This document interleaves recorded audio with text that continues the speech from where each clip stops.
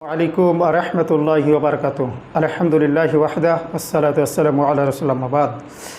ফাউযু বিল্লাহি মিনাশ শাইতানির রাজিম। বিসমিল্লাহির রহমানির রহিম। সুপ্রিয় দর্শক, আজকে একটি গুরুত্বপূর্ণ বিষয় নিয়ে এই আলোচনায় উপস্থিত হয়েছে।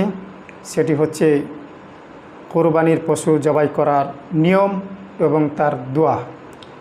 আমরা পশু জবাই করার সময় খুব খেয়াল রাখতে হবে যে পশুটি জবাই করব, সেই পশু জবাই করার সময় খাদ্য নালী কেটেছে কিনা এবং তার দুই পাশে রগ কেটেছে কিনা।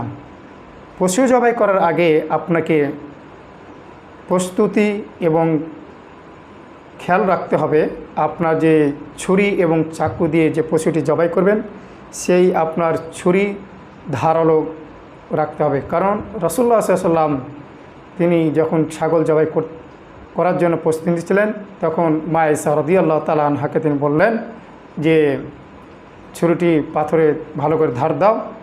দিয়ে মা আয়েশা রাদিয়াল্লাহু তাআলা আনহা তাই করলেন এবং ধার করে নবী সাল্লাল্লাহু আলাইহি ওয়াসাল্লামকে দিলেন এবং নবী সাল্লাল্লাহু আলাইহি ওয়াসাল্লাম নিজে পশুটিকে বাম কাঁধে শুইয়ে দিয়ে এবং পশুর কাঁধে পা চাপিয়ে তিনি জবাই করলেন।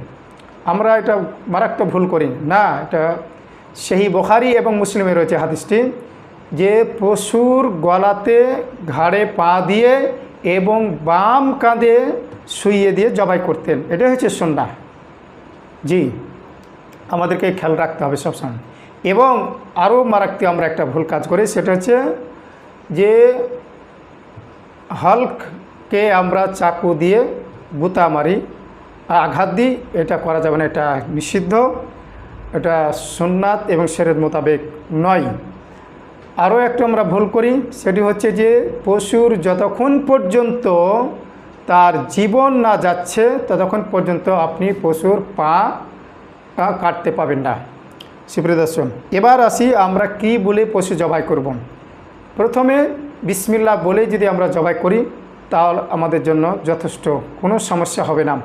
এবার যদি আমরা মনে করি আরেকটু বাড়িয়ে যদি করি তাহলে আমরা বলতে পারি আল্লাহু আকবার, আল্লাহুম্মা ইন্না হাজা মিনকা ওয়ালাক, আল্লাহুম্মা তাকাব্বাল মিন্নি ওয়া মিন আহলি বাইতি, এটা পরিবারের পক্ষ থেকে। আর অন্যর হলে কি হবে আল্লাহুম্মা তাকাব্বাল মিন ফুলানুন ফুলানুন। আশা করি আমরা এই দোয়া দিয়ে পশু জবাই করার চেষ্টা করব এবং এই হাদিসের উপর আমল করব।